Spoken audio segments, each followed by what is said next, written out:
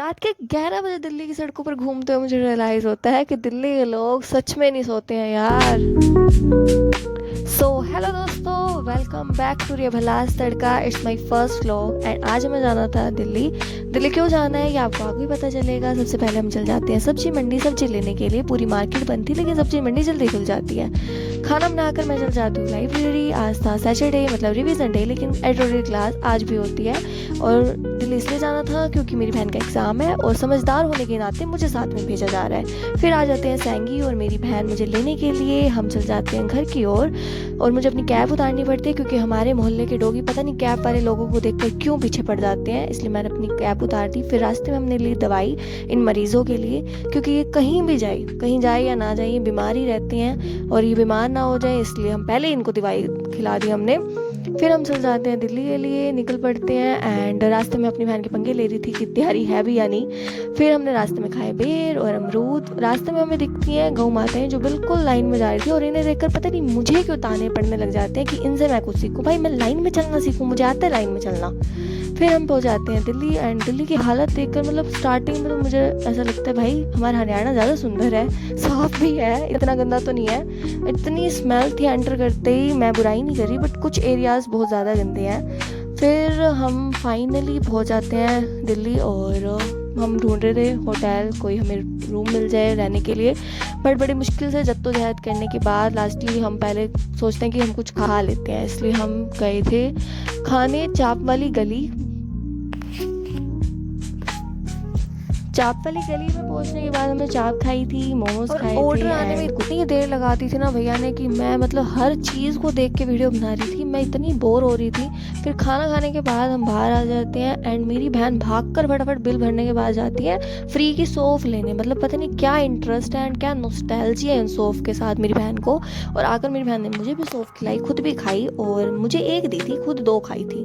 फिर सौंफ फ्री की सौंफ खाने के बाद हम चले जाते हैं रूम ढूंढने एंड लास्टली हम कर लेते हैं चेक इन। बहुत मुश्किल से हमें होटल मिलता है एक अच्छा, क्योंकि शादी का सीज़न है, सारे होटल्स बुक थे, कोई भी होटल नहीं मिल रहा था। फाइनली एक होटल मिला मुश्किल से।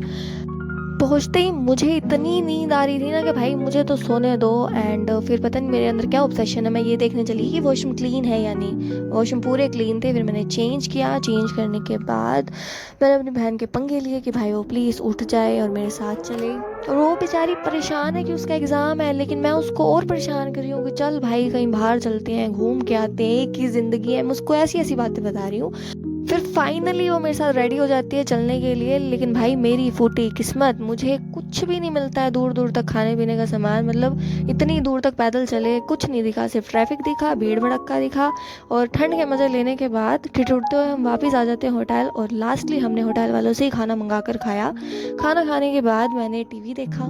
टीवी देखकर मैं आराम से उसको टीवी देख रही हूँ, मेरी बहन मुझे बार बार कह रही टीवी बंद करते। मुझे नींद ही नहीं आ रही थी, थकावट थी लेकिन नींद नहीं आ रही थी, आई डोंट नो व्हाई। फिर मेरी बहन सुबह जल्दी तैयार हो गई थी एंड मैंने भी सोचा भाई थोड़ी शर्म कर कर मैं भी जल्दी तैयार हो जाती हूँ। मैं तैयार हो गई। फिर मेरी बहन को देखकर मुझे पता लगता है कि भाई उसकी तबीयत और ज़्यादा ख़राब हो गई। कल भी उसको वॉमिटिंग्स हो रही थी और आज दोबारा सुबह सुबह वॉमिटिंग्स होने लग गई है। लेकिन फिर हमने सोचा कि चाय वगैरह पीते हैं, फिर हमने चाय पी। चाय चाय वगैरह पीकर हम चले गए एग्ज़ाम सेंटर के लिए। एग्ज़ाम सेंटर होटल से आधे घंटे की दूरी पे था। फिर हम एग्ज़ाम सेंटर भी जल्दी पहुंच गए थे और मैं अपनी बहन को हंसाने की बहुत कोशिश कर रही थी ताकि उसका ध्यान थोड़ा डाइवर्ट हो जाए और वो मीटिंग्स वगैरह ना करे, लेकिन उसकी तबीयत फिर भी ठीक नहीं हुई। हम एग्ज़ाम चेकआउट करने के बाद हम एग्ज़ाम सेंटर के लिए निकल जाते हैं। एग्ज़ाम सेंटर में हम काफ़ी जल्दी पहुंच जाते हैं, मतलब बच्चों ने एंट्री ली भी थी, काफ़ी बच्चे बाहर भी खड़े थे, तो हमने सोचा भाई हम भी बाहर खड़े हो जाते हैं, अंदर जाके क्या ही करेंगे। फिर इधर उधर टाइम पास किया। मेरी बहन का एंट्री टाइम हो गया था। एंट्री करने के बाद 2 घंटे काटने तो इतने मुश्किल हो गए थे ना, मतलब हर इंसान की मैं वीडियो बना रही हूँ, 2 घंटे काटे नहीं कट रहे थे। गिलहरी की वीडियो बनाई, पार्क में बैठे, मतलब जिस पार्क को मैं इतना गंदा बोल रही थी ना, कोई घास नहीं थी, कोई पेड़ पौधे नहीं दिख रहे थे, उसी पार्क में 2 घंटे बैठकर हमने बिताए। फिर एग्ज़ाम होने के बाद हम अपनी बहन को लेने गए। मेरी बहन बड़ी खुश होकर बाहर आई थी, उसका एग्ज़ाम काफ़ी अच्छा हुआ था। फिर हमने खाए राम लड्डू। राम लड्डू खाने के बाद फिर हमने सोचा कि हम वापस घर चले जाएं अभी या फिर थोड़ी देर घूम के, लेकिन फिर मेरी बहन की तबीयत ख़राब है लेकिन उसको घूमना है, इसलिए हमने सोचा चलो घूम लेते हैं। बीमार इंसान घूमना चाहता है तो उसको घुमा ही देते हैं, क्या पता आखिरी यही सोचकर हम चल जाते हैं रेड फोर्ट। रेड फोर्ट के इतने चक्कर काटने के बाद, इतनी देर घूमने के बाद हमें पता लगता है कि टिकट कहाँ से ख़रीदनी है।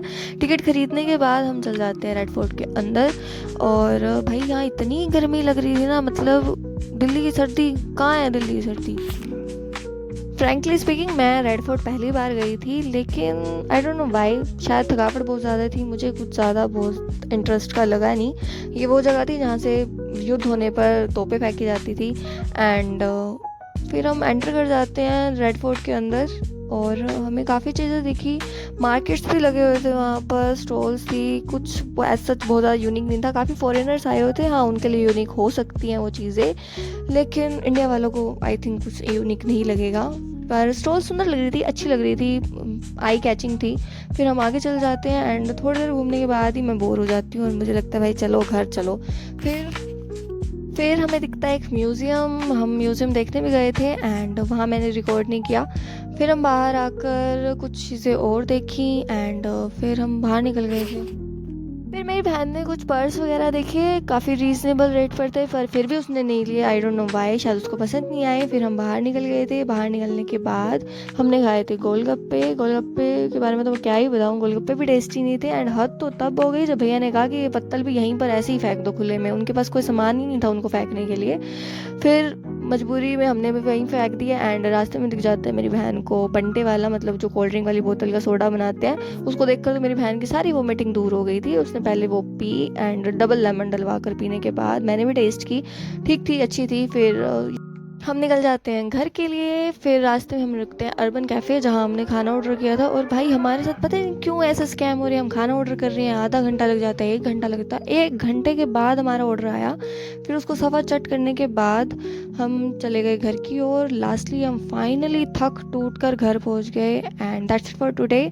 Subscribe for more. Thank you.